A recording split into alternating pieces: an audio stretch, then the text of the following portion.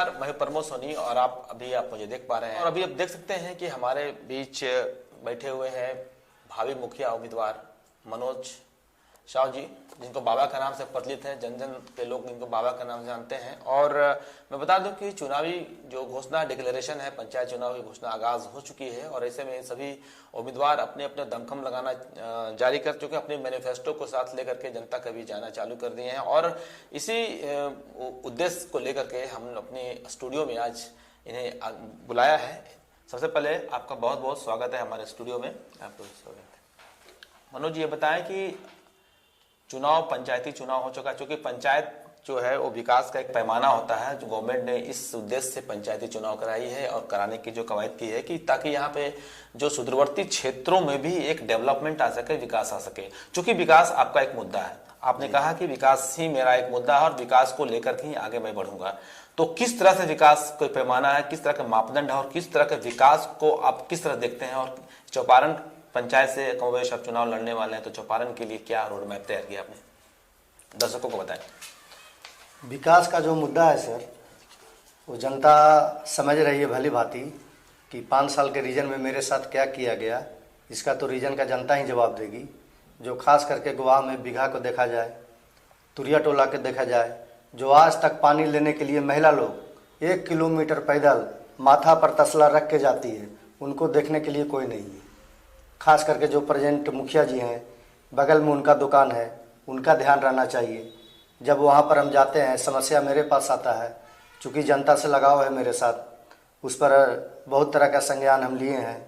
इनका साइन करवा के भी हम खास करके विधायक आवास माननीय बड़ी विधानसभा उमा शंकर अकेला जी, उनका दृष्टि छाया से हमको कुछ काम करने का मौका मिला कि गरीबों को देखा जाए, तो उन्होंने हमें फार्म दिए। उस फार्म को हमने रात दिन एक करके 366 महादलित समाज जो तुरिया टोला है, अम्बेडकर नगर है, लोहावर स्थान है, बीघा है, देसीकरम है, जो उनको भूमिहीन पट्टा का फार्म भरने का हमने प्रयास किया और 366 भूमिहीन आदमी को फार्म भरकर हमने माननीय विधायक उमा शंकर अकेला जी को दिए, जो फार्म लेकर वो रांची चले गए।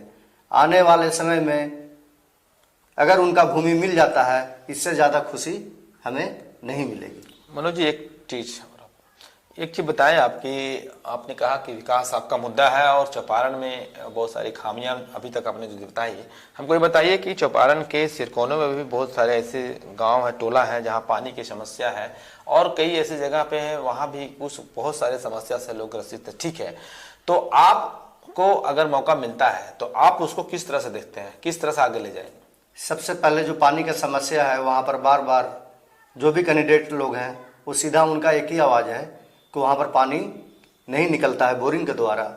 तो वहाँ पर भी एक मुद्दा है सर कि वहाँ पर एक जिंदा कुआं है, वो जिंदा कुआं से अगर समसेबुल लगा के एक टंकी बना के पानी ऊपर चढ़ा दिया जाए तो सभी गाँव में सभी घर घर पानी मिल जाएगा। नल की व्यवस्था करके हाँ, पानी दे दें। हाँ, इसके अलावा एक तो ये पानी की समस्या है, जिससे कि इसके अलावा आपके पास और क्या क्या चीजें हैं कि अगर जनता आपको चूज करे तो फिर आप उन्हें क्या क्या देना चाहेंगे? मान लीजिए सर, पंचायत लेवल पर कुल नहीं आया, चलिए ठीक है, 50 कुल नहीं आया, 20 कुल नहीं आया, लेकिन जो भी आवास आया वो बिचौलियों के द्वारा नहीं किया जाए। चूँकि 14 वार्ड है चौपारण में, 14 वार्ड को बुलाया जाए, ग्रामीण जनता को बुलाया जाए, किनको ज़्यादा जरूरी है उन्हें चिन्हित करके दिया जाए। तो क्या बिचौलिए के द्वारा ये सब कार्य किया जाता है? हाँ, अभी जो 5 साल का रीजन है उसमें 14 वार्ड है, कोई भी वार्ड नहीं रहे संलिप्त। जो भी काम हुआ बिचौलियों के द्वारा हुआ, जो चौपारण के जनता भली भांति जान रही है।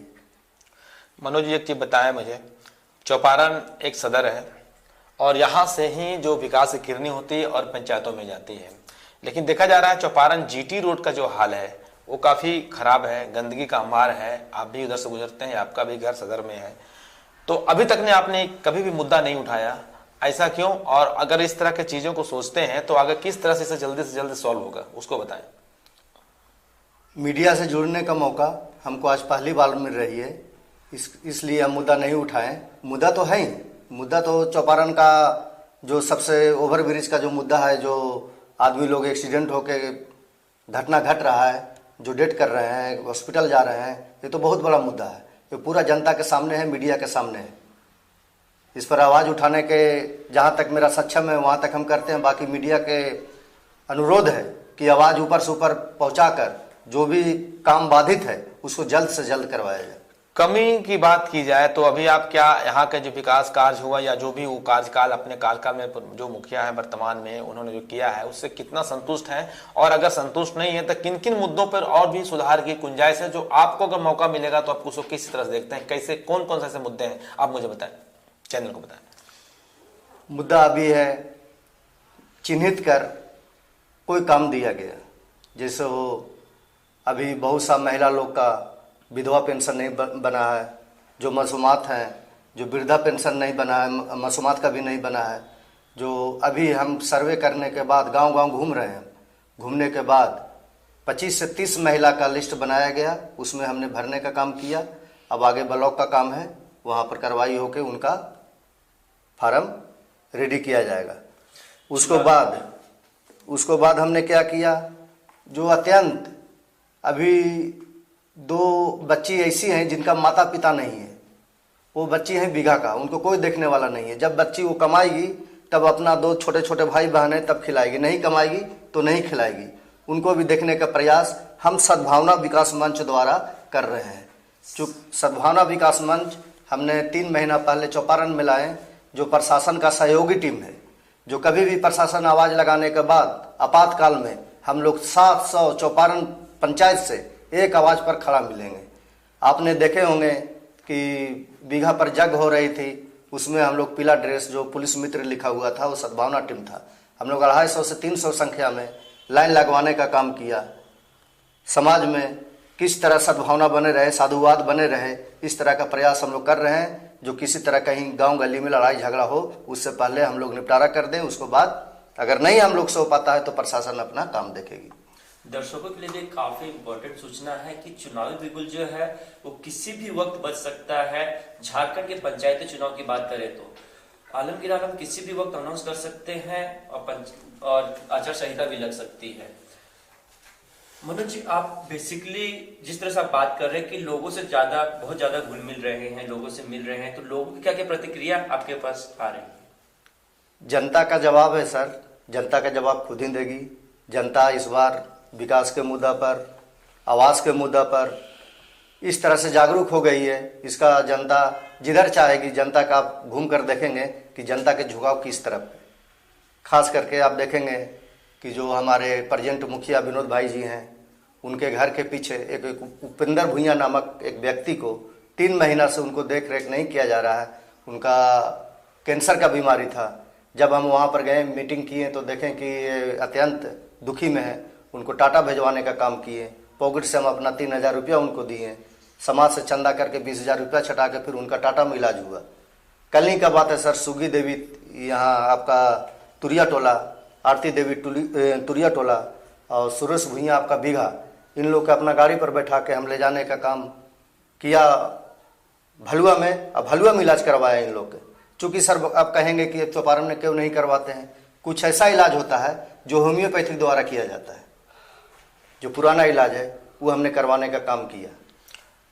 मनोज जी, ये बताएं दर्शकों को कि आप खुद एक युवा वर्ग से आते हैं और अभी एक कहीं न कहीं युवाओं में भी पैठ बनाने की कोशिश की जा रही है आपके द्वारा। तो ये बताएं कि आम लोगों की किस तरह से रिस्पांस आपको मिल रहा है और आगे क्या उम्मीदें हैं कि आपको इस तरह से लोग सपोर्ट करेंगे। और एक चीज और बताएं कि जनता वोट आपको देगी तो क्यों देगी, ये भी बताएं दर्शकों को। मुखिया सर हम नहीं हैं, मुखिया हमारे ग्रामीण जनता चौपारण पंचायत के जनता सभी है। मुखिया के लिए हम पद के लिए हम ये चुनाव नहीं लड़ रहे हैं। मुखिया मेरे मतलब है कि हम नहीं, सभी जनता हो। विकास मेरे पास नहीं, सभी जनता का हो। 24 घंटा मेरे दरवाज़ा खुला हुआ है। कभी भी हरी बीमारी या कुछ के लिए हमेशा हम सहायता देने का काम किया। कोरोना काल में आप सुने होंगे, पता नहीं चला होगा आप लोग के, चूँकि गुप्त दान मेरा था इसलिए ज़्यादा हल्ला करने पर लोग ज़्यादा माइंड में कप लेते हैं। 420 घर में राशन पानी देने का काम किया, जो पूरा चौपारण जनता का, ग्रामीण जनता गवाह है इसका।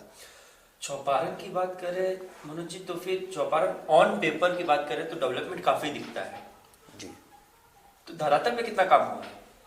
धरातल पर आप देखेंगे तो खुद आपको नजर आएगा, सिर्फ एक कोना छोड़ के बाकी 3 कोना खाली नजर आता है। इसे जनता जवाब देगी। तो आपके पास की इस तरह की प्लानिंग कुछ रोड मैप, जैसा कि शुरू में मैंने आपसे बताया है कि इसके लिए आप उसको फुलफिल कैसे करेंगे।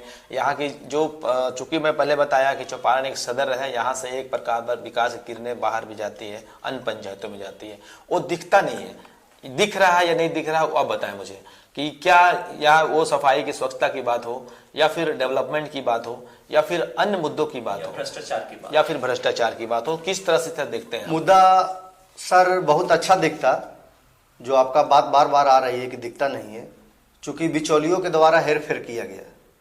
नहीं तो कुछ और रीजन, सौंदर्यीकरण हो या कुछ भी हो, और भी रीजन आपको देखने को मिलता चौपारण के अंदर खास करके। और यही जो मेरा विकास मैप क्या रहेगा, विकास मैप यही है कि मेरा विकास नहीं, जनता का विकास सर्वोपरि है। बिचौलियों की आप बात कंटिन्यू कर रहे हैं, इसलिए बिचौलियों के पीछे किसका हाथ है, इसके बारे में बता सकते हो? क्योंकि बिचौलिया इसको ऐसे नहीं बन जाता। हैंडल कौन करता है? हैंडल कौन कर रहा है? इसको हैंडल करने वाले समाज के सामने हैं। चूंकि अभी चुनाव में देरी है, इनका नाम नहीं लेंगे हम, बहुत तरह का बात है बिचौलिए ज्यादा नहीं है, 3 की संख्या में है। वो सभी चौपारण वासी, सभी जनता जानते हैं। जो वार्ड को नहीं देखा गया, चूंकि 14 को वार्ड भी लड़े थे, सारा वार्ड को साइड कर दिया गया। तो एक चीज बताएं, अभी कल आप बात कहेंगे तो 14 वार्ड के साथ हम एक साथ फिर इसको कंप्रेस करवा देंगे। मनोज जी बताएं इधर कि आप बिचौलिया की बात कर रहे हैं, तो ये बताएं कि जब मान लीजिए कि आपको मौका मिलता है सेवा करने का, तो क्या आप ये गारंटी आश्वस्त जनता को करते हैं कि आपके क्षेत्र रीजन में बिचौलियावादी हावी नहीं होगा? या अभी आप एलिगेशन लगा रहे हैं कि अभी बिचौलियावादी भी नहीं हावी होगा सर? और दूसरी बात अभी है क्या? अब वो आपसे जानना चाह रहे हैं, अभी है या नहीं? अभी है। और बिचौलियावादी मेरा रीजन में खास करके, अगर चुनाव जनता अगर निकलवा देती है तो मेरा रीजन में बिचौलियों का कोई स्थान नहीं है। और चूंकि करप्शन का भी स्थान नहीं है, जो जैसे होता है कॉलोनी पर 20,000 लाइए, 50,000 लाइए, भूमि का पट्टा बनवा देंगे, 10,000 दीजिए, 3,000 दीजिए। हमने भी 366 आदमी का भरा, 1 रुपया नहीं। खास करके जो गरीब है, वो गरीबों का आशीर्वाद लगेगा, वो आशीर्वाद ही काफी ऊपर वाला का है, जो हम सुखी संपन्न है। और मेरा रीजन में खास करके एक शब्द घूस का नाम तो चलेगा ही नहीं। ठीक है, तो अभी आपने देखा कि ये भावी उम्मीदवार मनोज बाबा, जो नाम से यहाँ पर लोगों के बीच ख्याति प्राप्त इनकी है, और इनका अगर इनकी माने तो लगातार इनके द्वारा गरीबों को सेवा की जा रही है। कोरोना काल में भी इन्होंने काफी किया है, जैसा कि इन्होंने बताया है, मदद की है। और आगे भी एक क्लियर इनका एक स्टैंड है कि जो भी अगर हमारा मौका मिलता है, अगर लोग हमें मौका देते हैं, अगर इस तरह की सेवा करने का मौका मिलता है, तो लगातार वो बिचौलिया जो प्रथा है, ये अभी इन्होंने आरोप लगाया कि अभी भी वर्तमान समय में बिचौलियावादी प्रथाएं हावी है, लेकिन इनके समय में वो चीज नगण्य होगी, नहीं होगी, और विकास का जो किरणें हैं वो बेहतर होगी और भी दिखेगा। चूंकि एक चौपारण सदर है और यहाँ से विकास की किरणें जानी ही चाहिए। और निश्चित रूप से अभी हमारे स्टूडियो में आए हैं हमारे सहयोगी अरविंद जी बैठे हुए हैं, और लगातार इस तरह की जो मुहिम है हमारा हम लोगों की, वो कंबाइंड ऑपरेशन जारी रहेगी। ऑपरेशन कायाकल्प चौपारण प्रखंड में होगी, और निश्चित रूप से अन्य लोगों को अगर आपके सामने नए मेहमान आएंगे और वो भी अपनी बातों को रखेंगे, तो निश्चित रूप से हम लोग इनका बहुत बहुत स्वागत फिर से आपका मनोज बाबू, और उम्मीद करते हैं कि आप स्टैंड आपका क्लियर हो और जन जन जो बातें अपनी की है वो सेवा भावना का कार्य भी आप जारी रखेंगे। कैसा लगा मनोज जी का इंटरव्यू? आप हमें कमेंट सेक्शन में क्लियरली मेंशन कीजिएगा। और दूसरी चीज, हम एक ही चीज आपसे अपील करना चाहेंगे कि वोट जो होता है बहुत ही बहुमूल्य चीज होता है, इसे व्यर्थ ना जाने दे, ज्यादा से ज्यादा होके वोट करे। और किसी भी वक्त, हम वापस बात बोल रहे हैं, किसी भी वक्त चुनाव बिल्कुल बच सकता है। तो तैयार रहें, हम लोग अगले एपिसोड में आपसे फिर मिलेंगे। नमस्कार।